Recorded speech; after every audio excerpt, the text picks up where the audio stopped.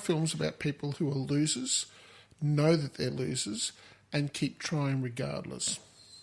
Who's the loser in this film? The king. He's not a loser. He's a king. He's technically a loser in that he gets up and humiliates himself every 5 minutes. Oh, so when you say loser, you mean someone who's... Yeah, Something's against them. Yeah, they've got a real hill to climb in some regard. I like that. So don't use the word loser. No, well, I'm just trumping it, okay?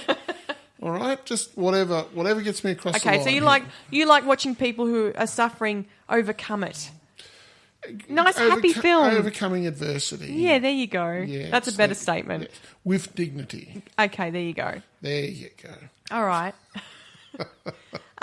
That's funny because even though this film didn't follow all the historical accuracies, they won heaps of awards and everyone thinks it's great. And I thought a great deal about my mother watching this film. Why is that? My mother was very much a product of the 1930s. She grew up in the 1930s. And now I'm quite a bit older than you are, so my kind of upbringing reaches back further into the misty fields of time. But my mother used to keep clawing at me and saying, I did elocution lessons, and she was always very prim and proper. She was quite literally the Mrs. Bouquet of her time. and so consequently, that's why I'm such a heedless prat myself. I took more after my mother than I did my father. And so consequently, I just, all of this, I think a lot of people might struggle with why it was so important to speak in a certain way. You know what I mean? From the newer generations to younger generations, it's not that important because you can just sit there and go, yeah, whatever. You can just get away with just type talking something. Street talk or whatever. Or you can type. But there was very much a class issue. It was as much how you spoke defined who you were. That's how important it was. Nowadays, it's what you drive or what you wear defines who you are.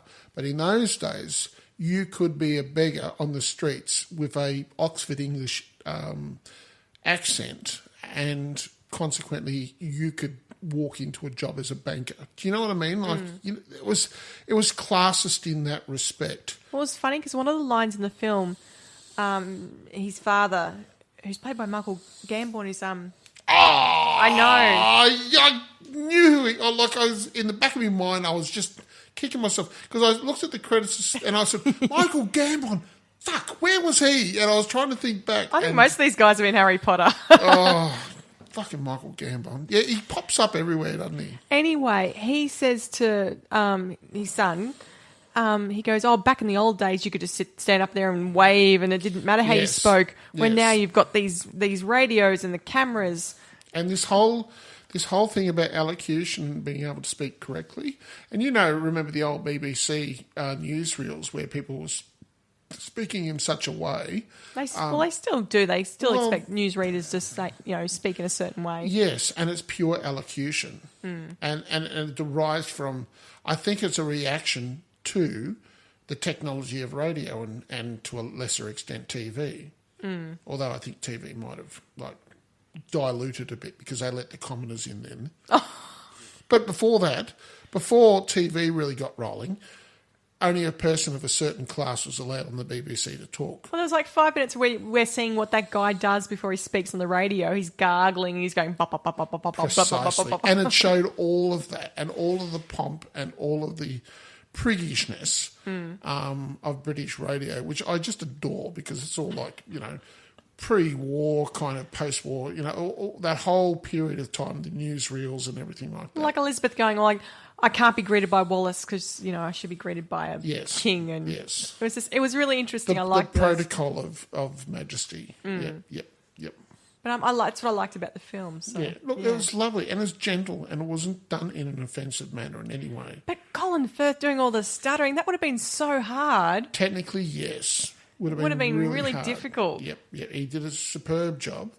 So, look, they'll get good marks because nobody did a shit acting job in that.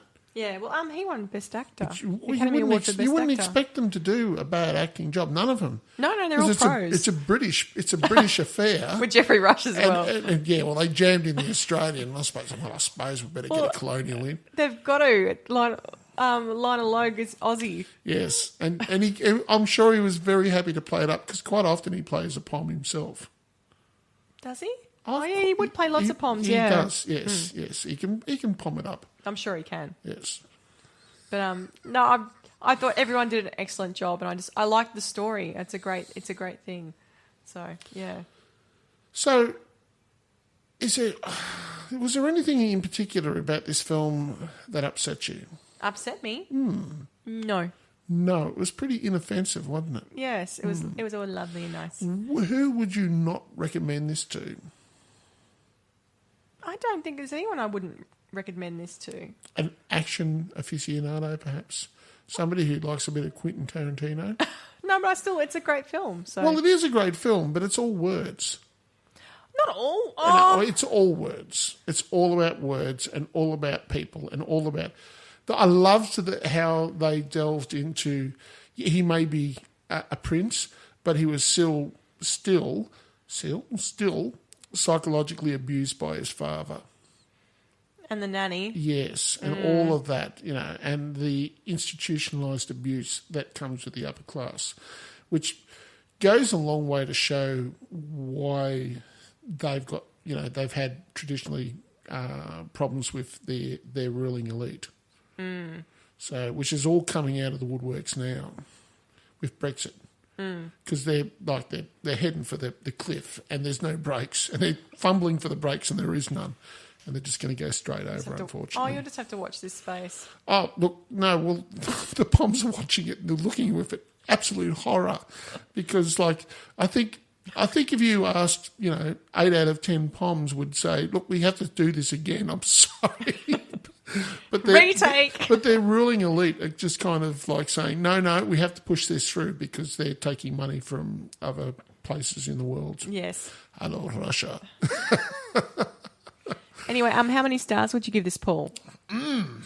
Stars, hey? Stars. What do I normally say? Points? Stars? I suppose stars. Yeah, fuck it. Stars. I'm on to my third glass tonight, all right? Leave me alone. Okay. All right. It's all right. Just give this a long star night. rating, and then we can turn off and you can go to bed. A lot of things have gone wrong, and, consequently, I was just poured another drink. So we're getting deep in the cup now. Paul, King's Yes. Speech. How many stars? Or points, if that suits you better. Well, it's got Jeffrey Rush and it's got Colin Firth in it. Fuck it. 9. I And really Helena? enjoyed it. Well, I really enjoyed it, and it passes your mark of being a highly enjoyable film. You haven't heard my star rating yet. I know you liked it. I think you'll be flat out giving it less than an 8. I think you'll probably give it an 8. But you hate that now, don't you? You just hate that. I'm always tempted to do something different now. I know, but you're just ready to throw a brick at me now. But I think what it tried to do, it was simply tell a story, and it's that simple. It tried to tell a story, and it tried to set itself in a period of time, and I think it did those things very, very well, and it did it with class, and it did it with aplomb. And, there was no quirky part of it that I found that was difficult to deal with or, so it had nothing grinding against it. So better than an 8. I really enjoyed it. So I give it a 9. Okay, I'll give it an 8 because that's where I was going anyway. So 9 stars from Paul and 8 stars from me for King's Speech. Did that irritate you that I stole your thunder? It did a little bit, just a tiny bit. I know. But I'm going to get over it. Because you're the mature adult here in the room. That's sad, isn't it? So next week, because of all the awards being giving out. Yes. We are on the case, guys. There has been controversy and everything like that about the Green Book being getting up and winning the thing. So we're on to it. Best film, yep. We're going to go watch the Green Book. Yay! That's right. And we're going to also, for the next few weeks, we're going to systematically go through all of the other films. Have I not told you about this? No. Okay, well, belt yourself in here.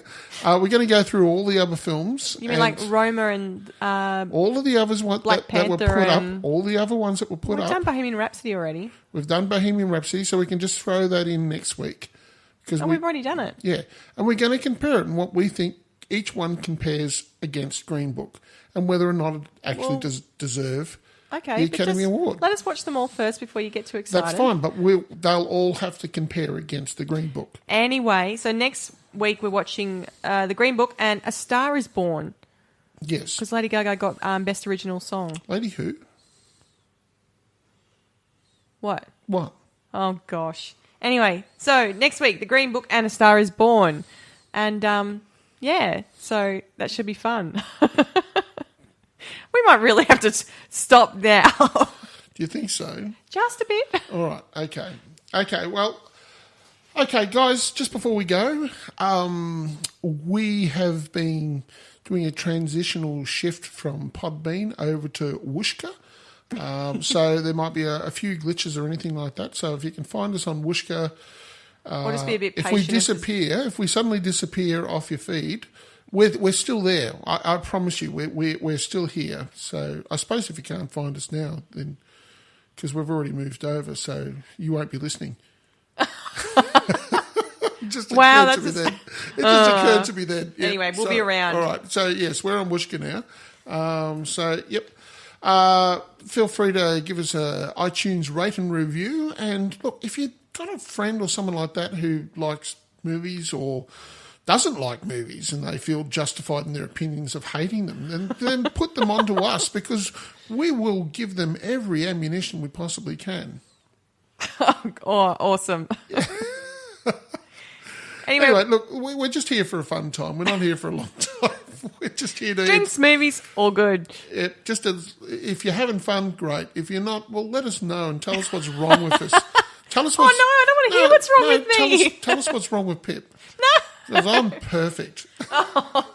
Anyway, I hope you have a good week and we'll see you next week. All right. Au revoir. Bye. Bye.